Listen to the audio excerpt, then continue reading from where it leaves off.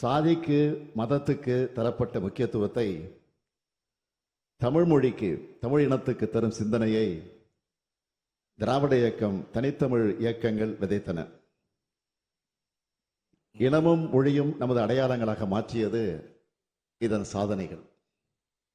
சீர்திருத்த கருத்துக்களை பரப்புரை செய்து வந்த அதே காலகட்டத்தில் அதற்கான சட்டங்களையும் திட்டங்களையும் கொண்டு வந்து சமூக சீர்திருத்த ஆட்சியை தமிழக தலைவர் கலைஞர் அவர்கள் நடத்தினார்கள். அதன் வழித்தடத்தில் திராவிட மாடல் ஆட்சியை நாங்கள் நெஞ்சு நிமிர்த்தி நடத்தி வருகிறோம். அனைத்து சாதியினரையும் அர்ச்சகராக்கி இருக்கிறோம். பெரியார் பிறந்த நாளிலும் அம்பேத்கர் பிறந்த நாளிலும் இந்த நாடே உறுதிமொழி எடுக்கிறது. இவர்கள் பிறந்த நாளில் அனைவரும் சமூக நீதி, சமநீதி உறுதிமொழி எடுப்பது சாதாரணமான சாதனை அல்ல.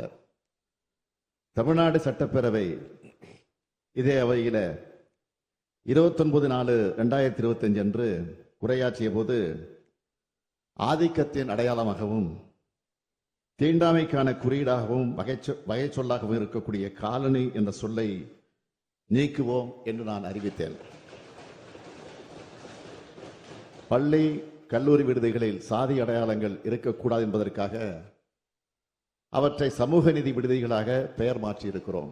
இந்த பண்டிகை காலத்தை அடையார் ஆனந்த பவன் இனிப்புகளுடன் கொண்டாடி மகிழுங்கள்.